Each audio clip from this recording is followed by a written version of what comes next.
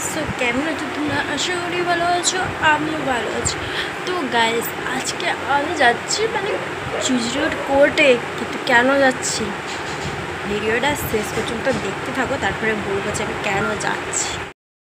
তো গাইস, এই যে আমরা বেরিয়ে পড়েছি। আমরা বলতে আমি যাচ্ছি, ছোট বুবা যাচ্ছে, আর আব্বু যাচ্ছে, আর একজন যাচ্ছে যে কাজ করে, যে কাজটা হচ্ছে ও যাচ্ছে। তো এরকমটা তখন ব্যাংকের ওখানে দাঁড়িয়ে ছিল। তো এরকম ব্যান্ডেল স্টেশনে চলে এসেছি। দেখো চুজরোড ইমামবাড়া, আর এইটা হুগলির জেল। কারা কারা থেকেছে একটু বলবে। তো এই দেখো আমরা কিন্তু চলে এলাম কোর্টে। কোর্টে কিসের জন্য, আমাদের একটা দরকার আছে জমির জায়গা নিয়ে। তো এই দেখো এখানে যারা যারা আছে সবাই কিন্তু জমি নিয়ে দরকারটা আছে সবাইয়েরই।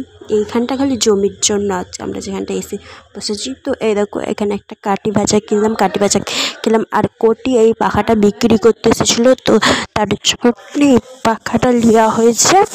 তো এই দেখো আমি হাওয়া খাচ্ছিলাম, তার সাথে বুবাকেও হাওয়া দিচ্ছিলাম একটু। তো গাইস, এই দেখো আমরা ওখান থেকে ভাত নিয়ে নিয়েছিলাম, খেয়ে নিয়েছি, দিয়ে বাইরে বসে আছি। ভাত কি কাজটা তখন হয়েছে, তারপরে ভাত খেতে গেছিলাম। তো এই দেখো এটা হলো কোর্ট।